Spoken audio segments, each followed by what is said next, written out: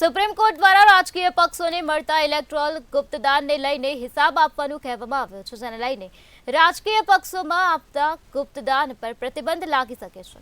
કોંગ્રેસના પ્રદેશ પ્રમુખ શક્તિસિંહ ગોહિલે આ મામલે પોતાની પ્રતિક્રિયા આપી હતી। તેમણે સુપ્રીમ કોર્ટના આ નિર્ણયનો સ્વીકાર કરતા કહ્યું કે ભાજપ વિદેશમાંથી ગુપ્તદાનના નામે ધન એકઠું કરી રહી છે।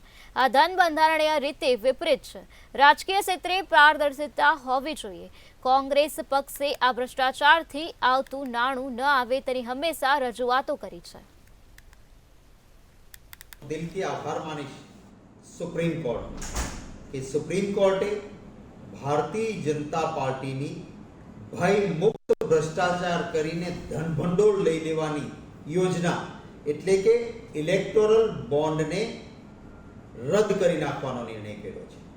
સુપ્રીમ કોર્ટે આ નિર્ણય કરતી વખતે એ પણ કહ્યું કે આ જે ઇલેક્ટોરલ બોન્ડ જે ભારતીય જનતા પાર્ટી છે ધન સંગ્રહ કરવા માટે આ બંધારણીય જોગવાઈઓથી પણ વિપરીત છે અને એટલા જ માટે એક પારદર્શિતા રાજકારણમાં ધન સંગ્રહમાં આવે એ માટેનો માર્ગ ખુલ્લો કર્યો છે। વર્ષો સુધી કોંગ્રેસ પાર્ટી સત્તામાં કોંગ્રેસ પાર્ટીએ ક્યારેય પણ આવી રીતે પક્ષ ભ્રષ્ટાચારને છાવરીને ગુપ્ત રીતે ધન ભેગું થઈ જાય આવો ધંધો ક્યારેય નહોતો।